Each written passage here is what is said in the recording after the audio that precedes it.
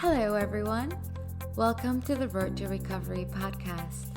This podcast is a platform for education, discussion, and conversations on mental health.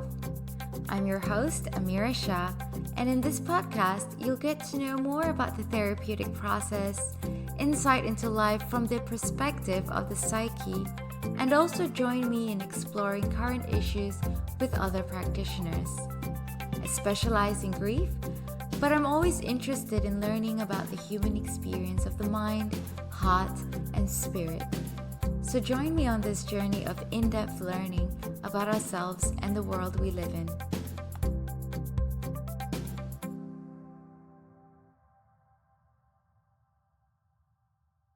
Hello everyone, and welcome back to Science of the Soul. Today I have with me Lisa Chiang. Lisa is a university counselor, and Lisa and I actually did our masters at university together. So, hi Lisa, thank you for joining me today. Thank you so much, Amira, for inviting me over to have this chat and share, a bit more about what we do as counselors as well, and just a little bit more about myself. So currently, I'm a university counselor, but I also work in a project management role at a university, and really about the well-being of students, because it's a big focus for us, and we want to make sure that we take care of the well-being of students. A little bit more about me. My background is in nutrition, so a little bit different from the usual counselor, and I also have a big interest in all the different lifestyle factors that contribute to mental well-being, and that sort of spurred me on to study lifestyle medicine. So I also have a board certification in lifestyle medicine and a fellowship with the Australasian Society of Lifestyle Medicine. That's a bit of a mouthful, hey? Yeah. So maybe we can help our listeners understand what you do a little bit better. What exactly is lifestyle medicine? That's a really good question, because I think it's not very well understood. So basically, lifestyle medicine is about the treatment, prevention, reversal of chronic diseases through lifestyle factors. As we know, exercise is really important for our health, but it's also really important for our mental health. And mental health is a type of chronic disease as well. So we're looking at lifestyle factors such as exercise, nutrition, sleep hygiene, good sleep time, bedtime routines, things like, smoking cessation, like alcohol reduction, and also things like motivational interviewing, where you're, talking them, I suppose your clients through like factors of why and how to adopt good habits for their life. And does social interaction fall under this? Yeah, absolutely. And as we know, in the blue zones, actually one of the common factors in all of the blue zones, and the blue zones are where we have a lot of centenarians, so a lot of people who are living healthy and well into the hundreds, is that social connection is one of the really important factors, that people are still interacting with their community, they're still getting up and going to the marketplace and they're talking, but that also brings about a lot of physical activity and a lot of sense of purpose, because there are still things that they're doing. They're still gardening, they're still growing, they're still cooking, they're still joining in all the community affairs, all the community gossip, so all of that is really actually important parts of our life that we tend to ignore. We tend to think about just like, how much am I eating, or what am I eating, and how much exercise am I doing, but we forget about all these little things that also add up to our well-being. And in a sense, when you think about mindset, it shifts you away from the I and me and more towards the us and the we when you're in a community setting or a communal setting. Yeah, I think that's really important as well, and that being with other people and being part of that community and contributing to that community gives you that sense of being able to pass on tradition, being able to pass on values and support. You see in different cultures now as well, they have these like maybe even community sort of banking, community pools that come together where they support each other. Where their farming is no good, somebody else is able to chip in and support, and that reliance on each other, that's really age old, really, isn't it? That sense of community. So absolutely, community is really important. Just like you and me, man, we are part of community, and that support is so important. Even as counselors, having that community of support, able to grow together and learn together and support each other, and it's really important, because I think in this work, especially that we do, can become really challenging without that community support. Yeah, I mean, counselors often get quite siloed. I think psychologists as well. I'm not too sure about psychiatrists, but when you're working in the mental health profession, you don't really sit down with your other colleagues in an office and then chat and have lunch and then go out for drinks afterwards. It's not something that we generally do. Yeah. And a lot of us are women as well, as a female dominated environment. So we go home to families because we gotta, right? Yeah. So we miss out on that community experience. And I think, at least from my experience, it does take a concerted effort in an individualistic Western society to hone and refine our sense of community with each other. Absolutely. I think it's such an integral part of being able to thrive in this world, is that sense of community, that sense of belonging, and that support that we get from each other. I definitely, wouldn't do a lot of things that I've done in my life or dared to without you and my other community supports that have believed in me. And, and that is so important. I think that, we have our cheerleaders in that community. And also, but not only that, it's also to, when we're doing something that they don't think it's aligned with our values or our beliefs, to call us up on some of these things. So I think that sense of support and community and being able to be vulnerable with people as well, I think that's so important. And that certainly has not been something that communities have done that well in the past, I think, is to embrace that vulnerability. As you can see, I think for the cultures that we come from, there's a lot of that sense of having to behave in a certain way and to, hide our weaknesses. But as we have developed community and we rethink about how community is important, about seeing the whole of us, is that we dare then to be vulnerable and to be open in that space. And that really brings that true sense of connection. And it's really beautiful as well, isn't it? It's a sense of growing together. And I guess when you have those social stigmas whereby you don't feel like you can open up and be fully vulnerable and honest with each other for the sake of saving face or whatever it is, we just can't grow as a human being, and let alone grow as each other together. And then when a friend of ours in our friend group suddenly has a breakdown, we'd end up saying, I had no idea this is happening to this person. Which brings me to a different point, actually. This might be a bit of a digression, but in the Exodus, in the Bible, there was a lot of emphasis on the Sabbath, which is this Saturday, or Saturday into Sunday, if I'm not mistaken. And there's also a lot of emphasis of that being the time that you spend with your family. And there's also a lot of emphasis on having family meals, with the sacrificial idea whereby you sacrifice something and you feed it to your tribe and your family, and this person gets this much and blah blah blah and all that. It gets a bit dogmatic, but I think the underlying philosophy is the sharing of food, which also means the sharing of connection and knowing each other and communicating with each other, so that when something goes wrong, you can pick up on it and you can step in and help each other out because you know something is off. You can kind of nip it in the bud, in a sense. You might not know what it is exactly, but if you don't talk to each other and you don't commune together, and eating together is such an archaic, primitive, primal, biological, evolutionary, all those words,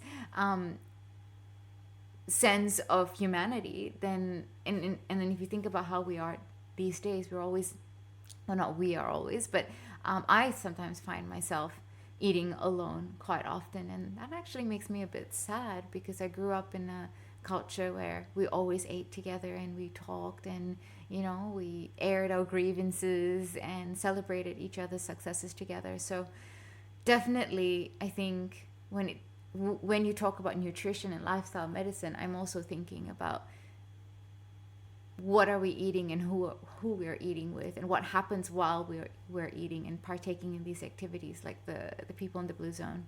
Yeah, absolutely. I think, I'm glad you touched upon that point.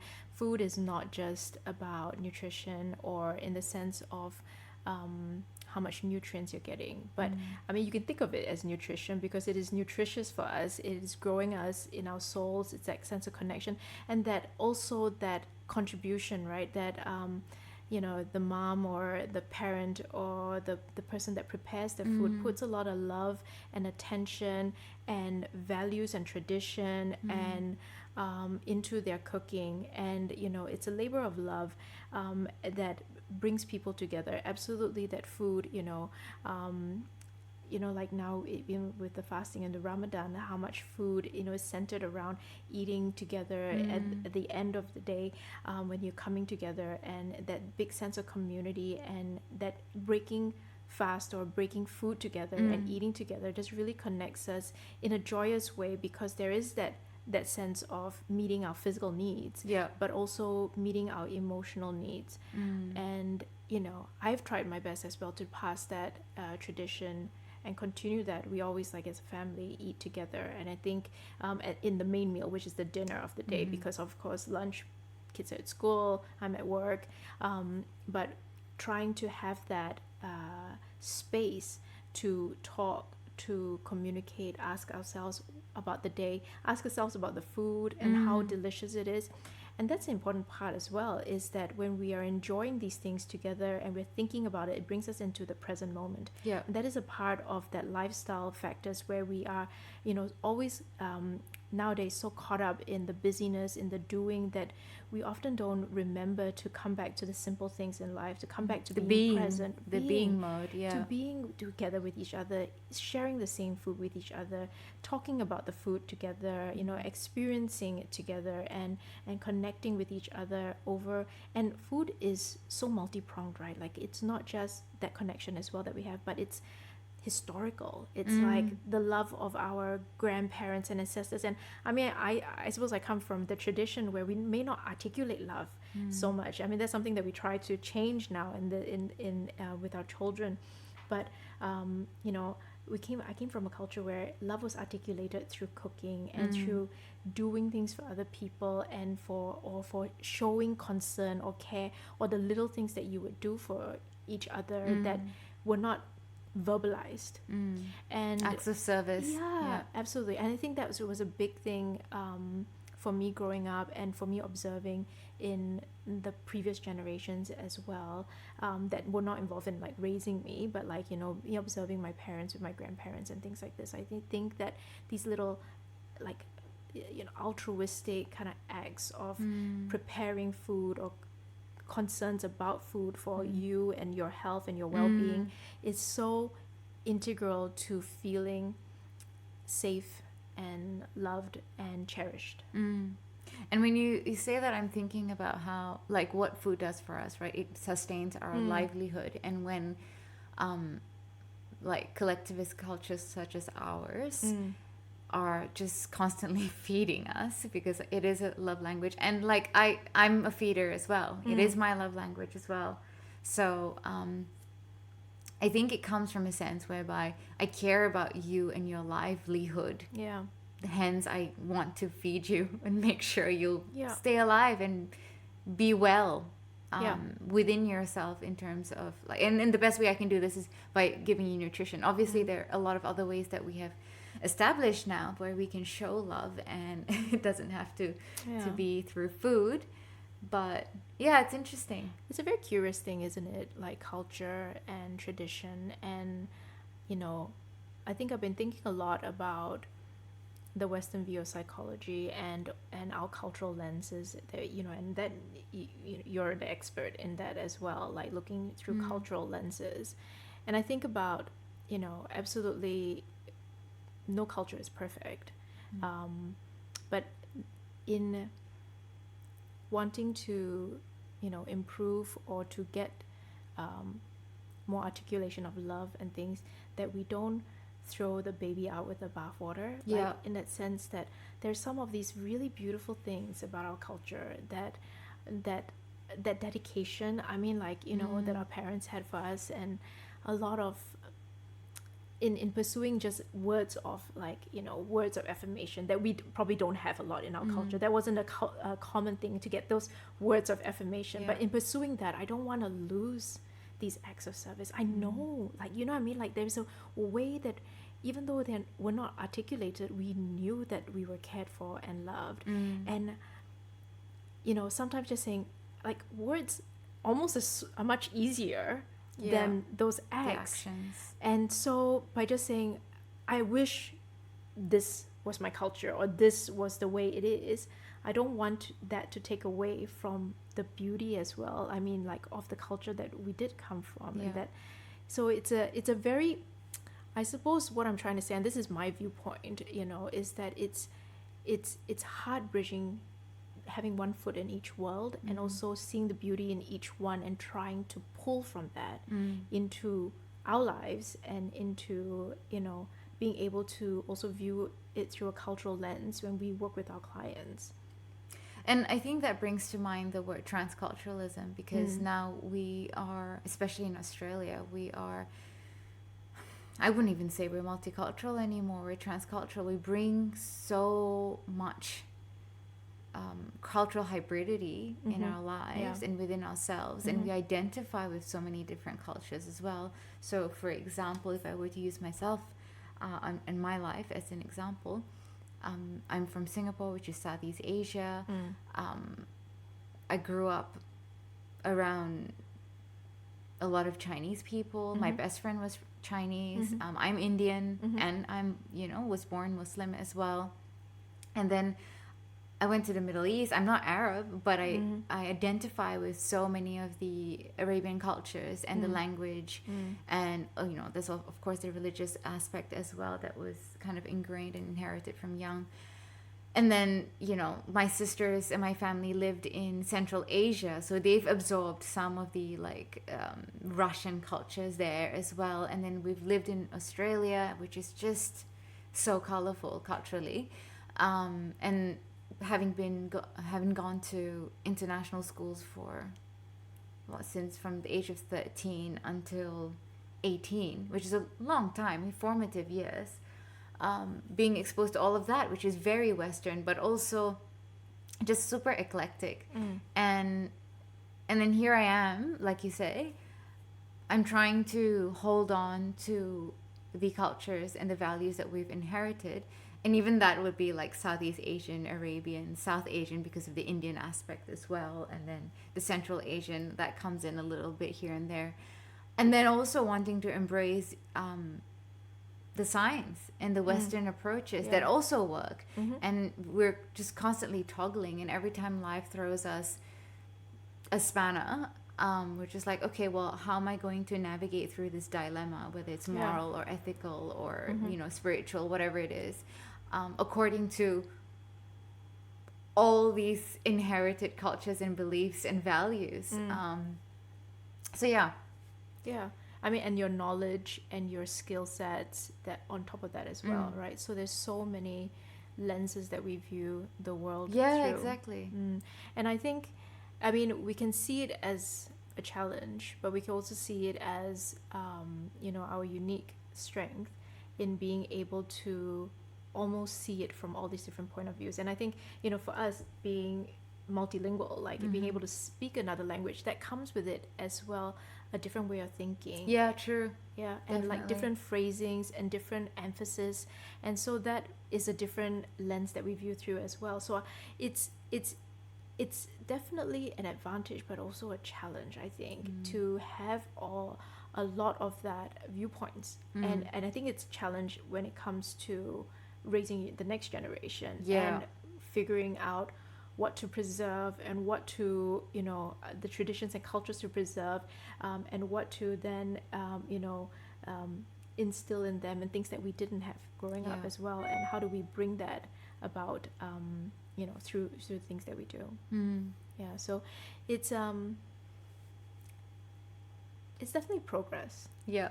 If I think about it that way. Yeah. And if I think about it a bit more, it makes it, I think you need some level of creativity and flexibility to adopt that dynamic kind of back and forth and constant reevaluation.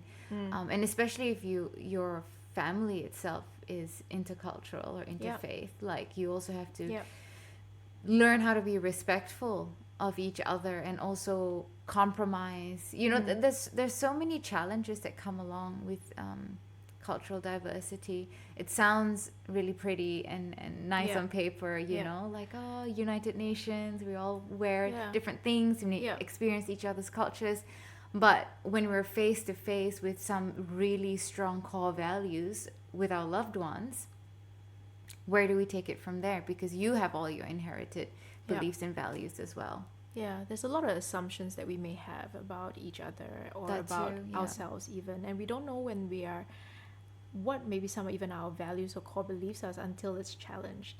That's right. Until we experience that, you know, that hurt or that pain within us, and we're like, I didn't know that there was an issue even for me, and then it comes to the fold, okay, there are some things there, and then the question then I suppose is, you know, what's beautiful about this core belief still that I want to preserve, but yet being open to being challenged by it as well. Because I think, like, looking through cultural lens of things, I mean, certainly things like, you know, how we approach like conversations with our elders or our parents is certainly not the same way the Western society wants us to approach a lot of those like communications, right?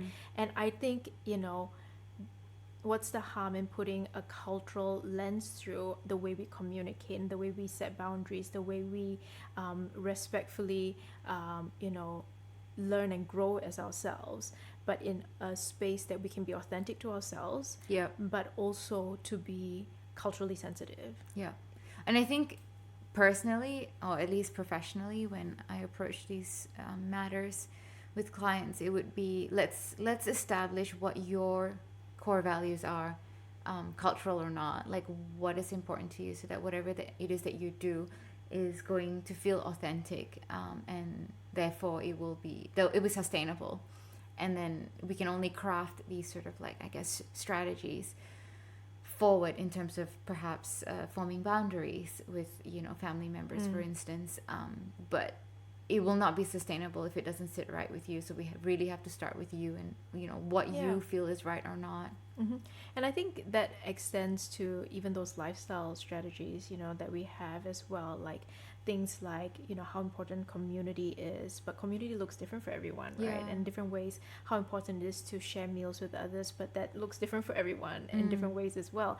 So it just finding, I think, being open, I think, is the beauty that we bring, I suppose, is that openness towards all these different, you know, values that are coming forward, the traditions, the beliefs, the culture, layers upon layers, to look at each individual as a unique individual that has a lot of these things that they want and they may not even be aware of in their inside of them. And it's for us, I suppose, to then be able to meet them where they're at and see then, you know, what works and what gels with them. So it's really like almost like tailor suiting strategies and interventions to each individual, because, you know, both of us grew up in Singapore, but we certainly come from very, like, you know, I'm just listening to your background and your experiences, that is very different from me as well, right? And being a migrant to another country, but also migrant upon migrant, you know, in that sense, because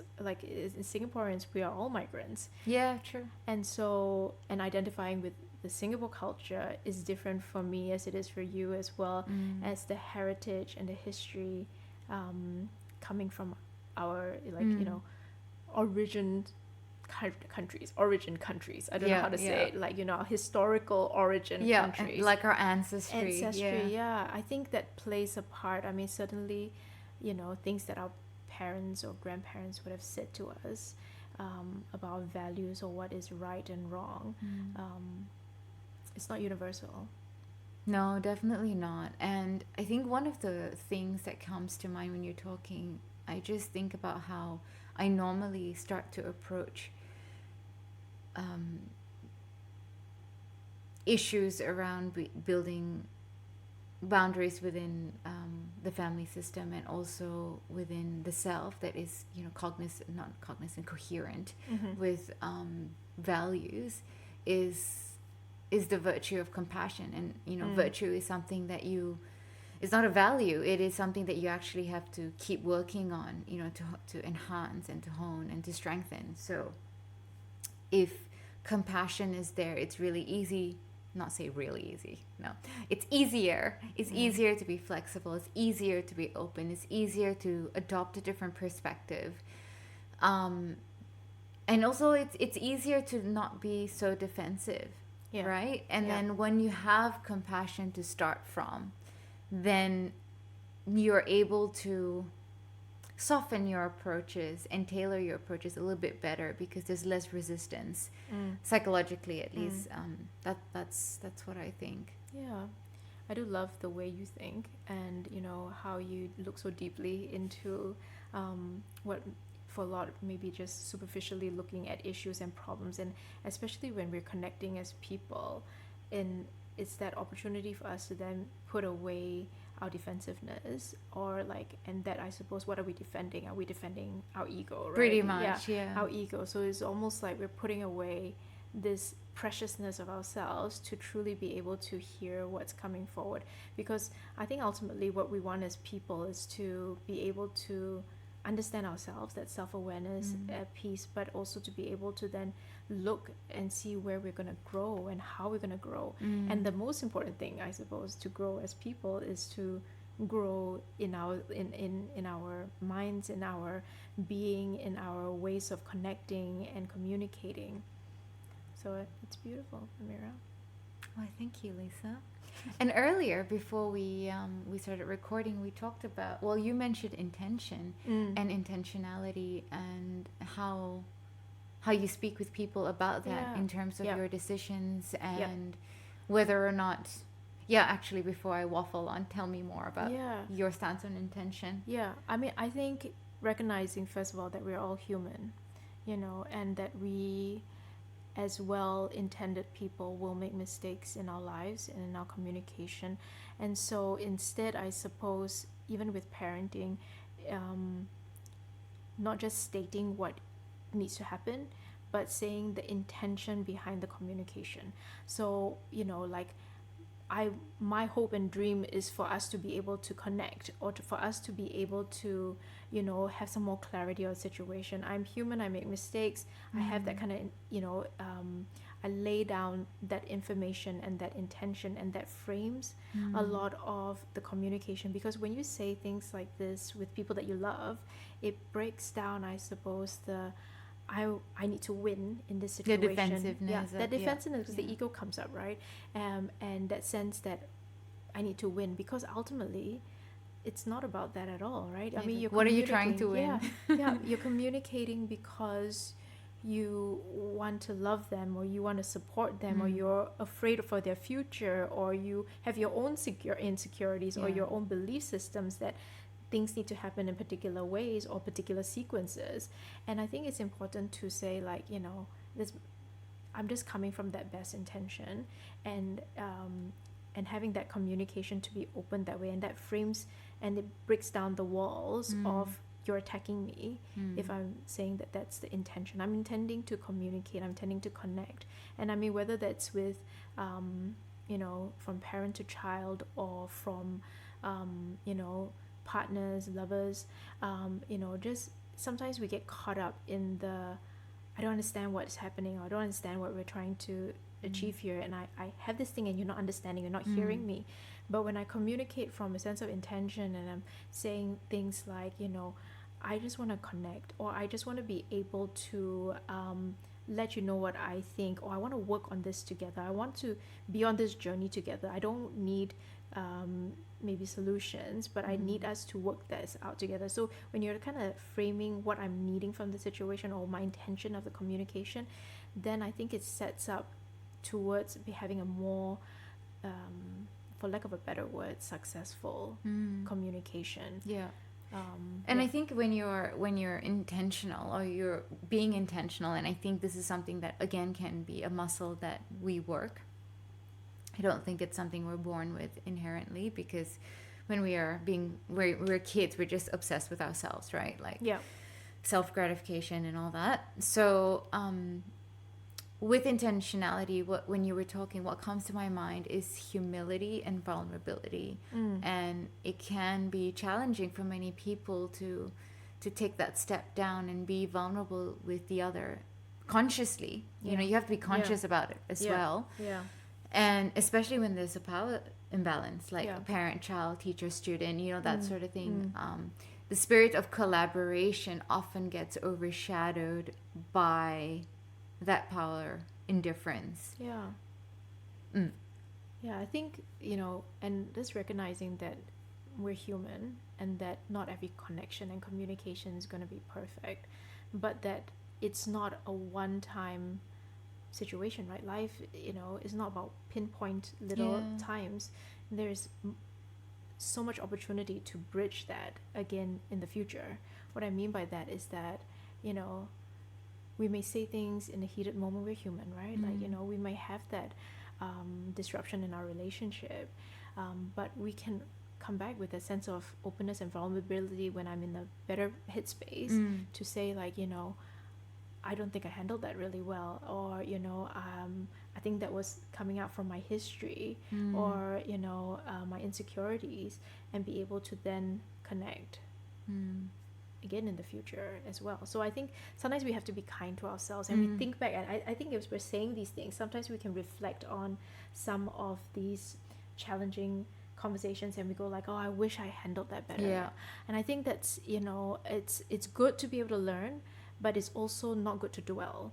So to be able to say, you know what, it happened, it's in the past, and I can't do anything about that whatsoever to change that event, right? But what I am now is in the present, and I can do something about the present, and I can reach out and I can connect again, or I can, communicate in a different way, or be able to be human in a different way.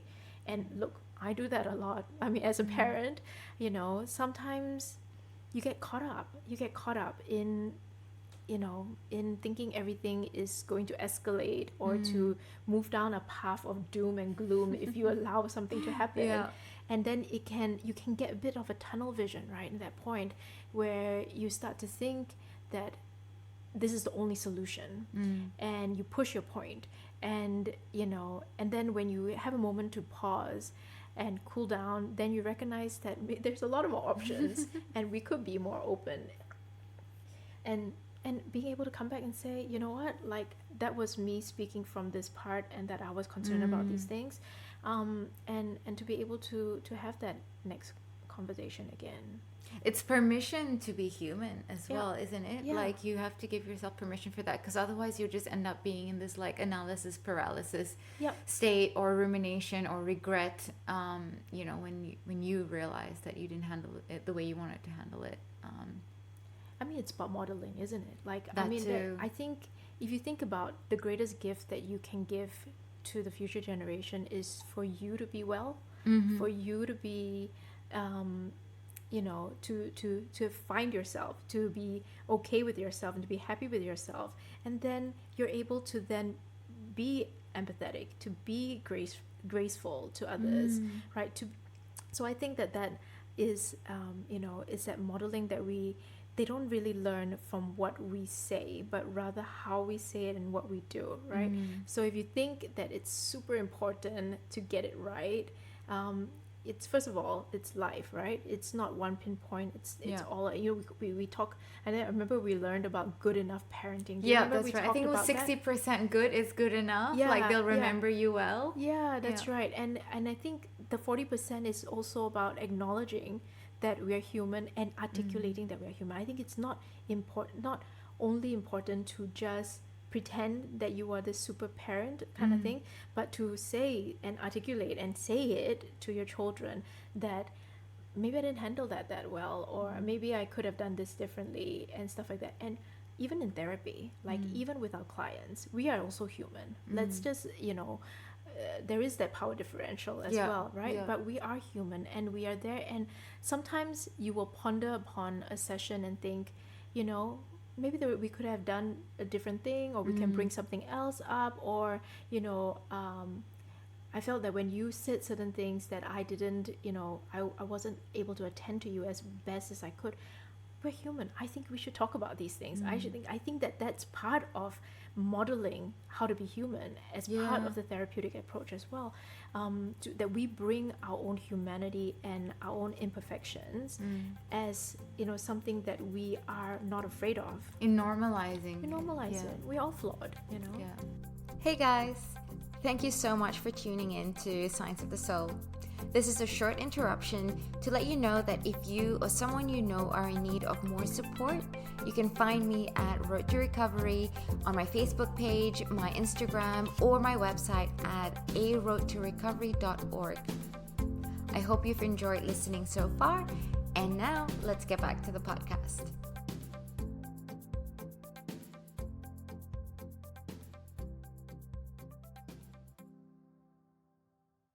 And I guess in a therapeutic setting as well, it kind of helps our clients not put us on a pedestal because we don't really belong there. Yeah. We've just learned a few things and progressed in a career of, learning about the human mind and whatnot and helping that out. But that's it to an extent. Like, we're still human. We are still flawed. We are still trapped in our imperfections, whatever it is.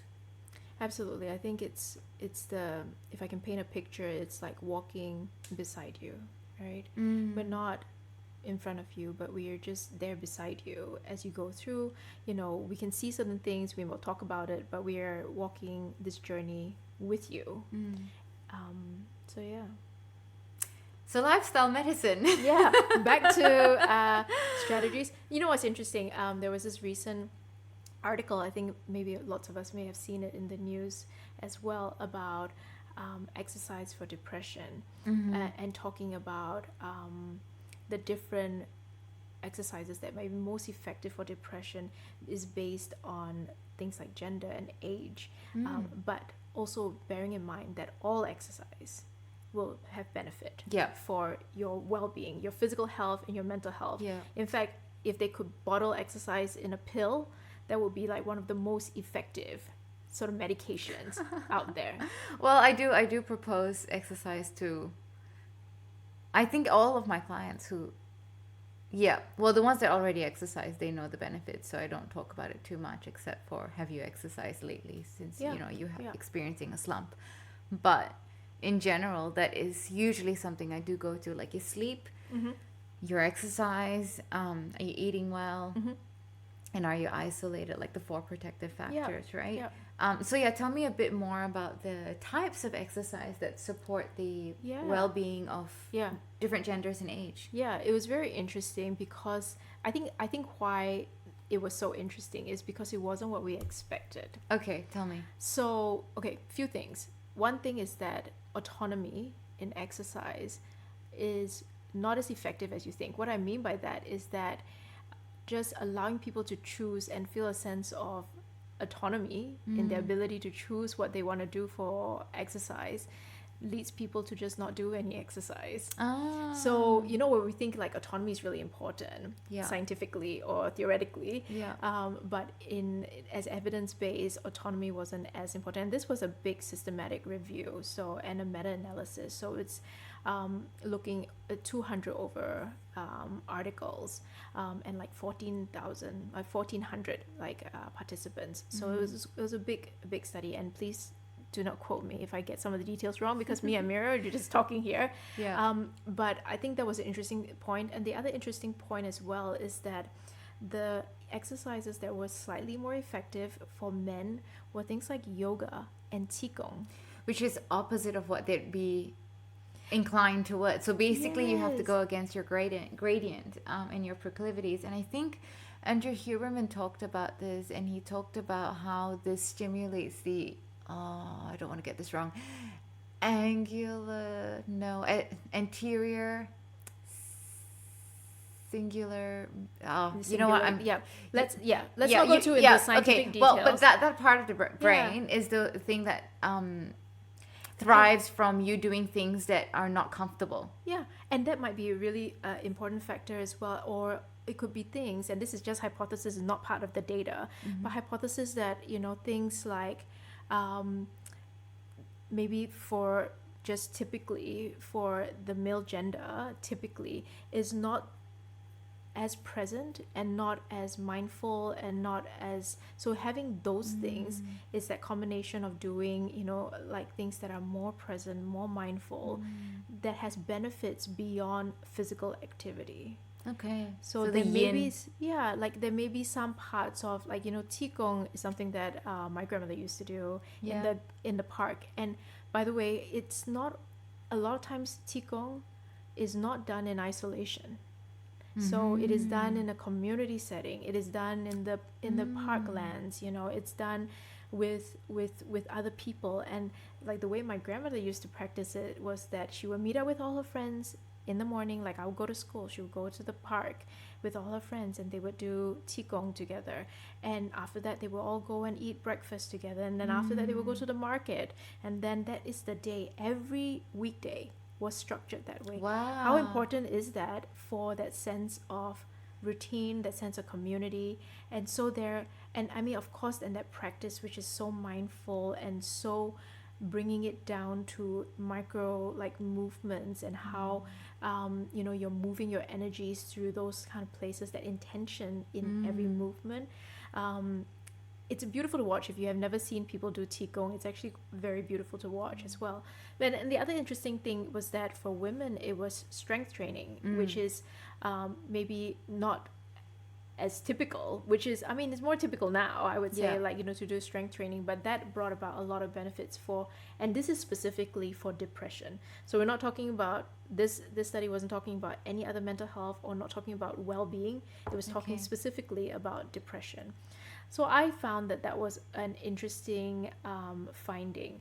But at the same time, don't blow it out of proportion, because any exercise, as long as you like it, you want to do it, you should try it. Like, instead of fixating that these are the only ones that are good and I don't like them, so I'm not going to do anything. Yeah. And then moderation, obviously. Yeah, absolutely. Yeah, absolutely. And also, nothing is a magic bullet. Yeah. Yeah. So, it's always used alongside and in conjunction with other therapies. But exercise is a really important part of life. So a lot of these kind of factors are things that we talk about in terms of lifestyle medicine, and we know the evidence base behind that. What are the greatest resistance that you often experience from clients when you try to, I guess, move them along in their well-being?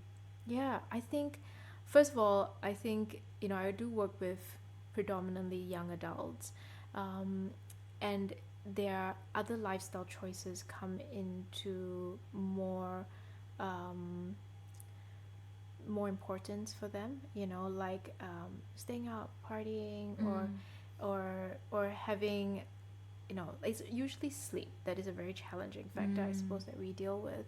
But they have other values, I think, at that point. And you know what? Other priorities, that's right. And we were young ones. Yeah. So I can totally recognize and understand that it's, it's something that they want to try out and do. But then, of course, it's impacting on their well-being. And if they're coming to me for support, then their well-being is quite significantly impacted by the come down. So then it's just a matter of saying, okay, let's start small, and then we can build upon these habits. So, sleep is a really important one to start with, because when you don't have the energy to carry out the rest of your day, you won't want to exercise, you won't want to eat well, you just, a lot of these other factors are like sleep is kind of like the keystone habit, like that needs to happen first before a lot of these other things can happen. But you start to recognize when you start to, improve on these lifestyle choices that you have, and start to prioritize your well-being, that a lot of times, sometimes, yes, you have some challenging beliefs and core beliefs, and you have some, but a lot of them may not seem so much of a challenge to deal with when you have the physical and mental strength to deal with them. So, or, even relationship issues may not be as opaque as they are, like you can't see through, or you can't figure out a way out when you are not sleep deprived. And being sleep deprived, from personal experience, it does heighten a lot of your emotions, and it does exacerbate them. The negative ones, definitely the negative ones, not so much the positive ones. No one who's sleep deprived wakes up like after 2 hours of sleep and goes like, wow, the sun is just magical. It's more like, oh. And sleep really punctuates your life, right? If, imagine if you go, Da Vinci probably did this. If you go through life just barely sleeping, there's no end and beginning. And that can really play on your mind, because that just means that you're just having this one really long like life, and you're constantly fighting, and you're constantly putting out fires. There's no reprieve and rest, and there's so much obviously neurochemistry that's happening, but just just mentally there's no stop. Like we need a stop, and we need a start. We don't go on, like we just don't go on and on and on and on. That's just not how we operate. And the thing with sleep is that it's almost like, it's a bit of like chicken and egg issue, because a lot of times people who experience high levels of anxiety or worries have trouble sleeping, right? Because they're thinking very much about these things, and because they have trouble sleeping and they have lots of energy, they have a lot more caffeine maybe that they're using in the day, that's also impacting on their anxiety, then it's impacting on their sleep. And so it's a bit of like a cycle that perpetuates and exacerbates the situation, because there's, like you say, there's no stop point to that, and it's almost as if let's just tackle it at any point that you are able to see some clarity at this point. So if it is some ways, and definitely with sleep, sometimes it's easier to start with these physical habits, because we have some more concrete ways of working through like your bedtime routine. We can actually be a bit more investigative and go like, okay, what's happening? What time is your last coffee? What time are you waking up in the morning? Are you having naps in the afternoon? There's troubleshooting happening. Like what is your dinner like? Are you eating too close to bedtime? What are you doing with your screen time in the evenings? Are you dimming your lights? How are you being able to put aside maybe some of the thoughts? Are you doing some lists in the evening to help put aside some of those things that keep swimming inside your head? Are you watching something calming in the evening, or are you watching like horrors and things that you're thinking about that a lot? So a lot of different ways we can work with your sleep bedtime routine. And bedtime routine is really important. It does make a difference in how you will function the next day, and how much you enjoy your life, how much you love yourself. And the quality of the sleep as well, right? Absolutely. Your bedtime routine is it impacts the quality of your sleep tremendously. Like you can just, if you're the kind of person that can just kind of like your head hits the pillow and that's it, lights out, I mean, good for you. I'm sure many people. That is me. That's you. Yeah. That's me to an extent as well. So I think with that, I find myself slack in terms of bedtime routine, because I know that when I'm tired and I put my head down, I'm just gonna sleep anyways. But the quality of my sleep is not going to be good, and it's harder for me to motivate myself to do the bedtime routine for the sake of sleep quality. If I had trouble sleeping, I'll be more motivated to invest in sleep hygiene. And I think you will notice a difference if you are structuring it a little bit more. I certainly have noticed a difference on having, like, say, lights, like only dim lights in past like 8 o'clock and stuff like this, and just spending some time communicating, talking, and just calming down, and not focusing on work or on different strategic approaches for everything, which always swim around my head, but just being able to talk about like nothing, like things that have low weight, and communicate. But I mean, like, that also shows then the importance of having someone that you can communicate with as well. And if you don't, then maybe even having a way of communicating with yourself through journaling and things like this as well, to just put yourself in a different headspace to bring upon the rest for the night. And there's this concept of inertia as well, whereby when you're in that zone or working through that level of go, or like do, not be, to switch to the being mode, or to consciously go like, okay, time to wind down. I mean, a lot of people would have like a glass of wine, for example, in Australia, but in different cultures there are many different other different things that people employ to kind of make that switch. Okay, now it's time for me to sit down and do my whatever, you know. And if we don't have that little something or couple of things that we do to kind of cue us into winding down and switching gears, then we'll probably get into bed still thinking about what are we going to do. Oh, on that, I wanted to share, because I've been doing a little bit of work on philosophy, and one of the things that I learned about was Pythagoras's practice of pre-meditation about what you're going to do the next day. And I think David Goggins as well, he would spend hours planning his next day. I don't know if we'll need hours if we're not like a pro athlete, like ex-Navy SEAL kind of person. But the practice was basically, I think Pythagoras said do it in the morning, but I've been doing it in the evening because I find it more helpful and helps me sleep or switch off at least. Basically think about what you're going to do tomorrow. All the things that you have, you know, lined up, and then think about all the things that can go wrong and plan for that. So contingency plans. And also think, when you're thinking about things that may not go accordingly, you're also setting yourself up for not so much of a shock impact when things don't go well, or don't go accordingly. So anxiety is more managed and disappointment is managed, and you go like, all right, cool, whatever. Like I've thought about this, even if it was just for a moment. I have thought about this. So that has been a very helpful way for me personally to kind of shift gears once I start thinking about the next day and do my Pythagorean premeditation sequence. That's when my mind goes like, all right, cool, I'm good, we can go to bed now. And I think, you know, the other thing you were talking about as well is like the cues and the spaces that we are in, and that how important it is in our minds. Like, you know, like you've got the lights bright on, you've got your laptop still, your work laptop especially still on. Your brain is like, well, this is work time. This is, you know, cueing you to be alert and attentive, because what if you miss something? And so a lot of times I work with, you know, clients on like segregating spaces and having physical rituals as well to separate like spaces, or to separate the work self from, you know, the home self, or the relaxed self from the working self.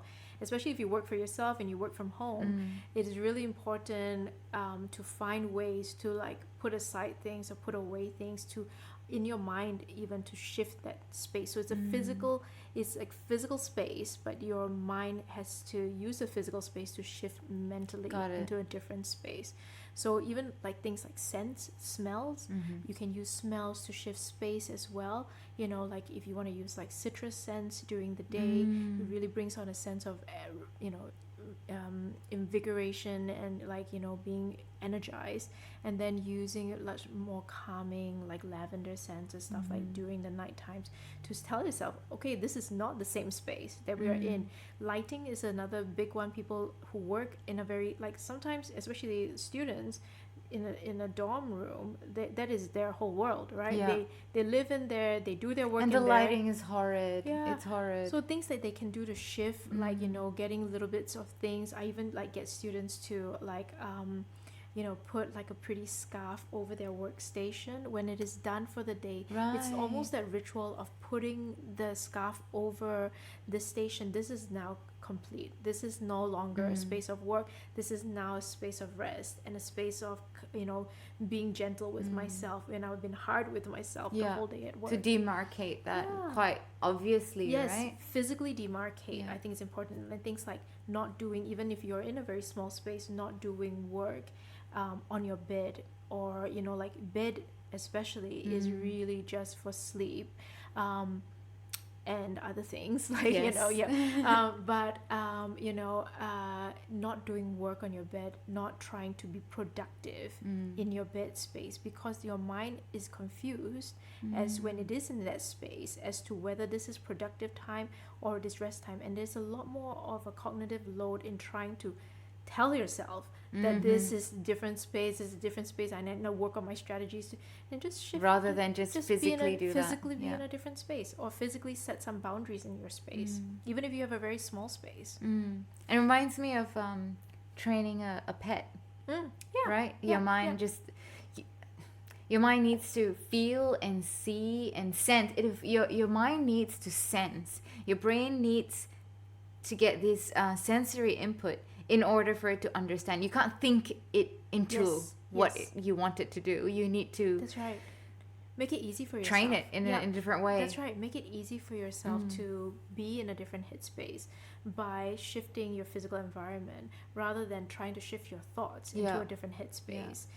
It's because then you keep resisting your own thoughts. If people do meditation, you understand that the more you want something to happen, the more it won't happen. Yeah, absolutely. That's right. Yeah. Perfect analogy there. Well, thank you so much for all the insight you've shared with us. Is there anything else you'd like to? I think that's been good. It's been really good. Even for my own clarity of thought, to talk it out with you. And thank you for inviting me to share. My pleasure. It's been lovely to connect with you on this level. And now let's go party. Thank you, everyone. Thank you. Thank you for tuning in. Bye. Bye.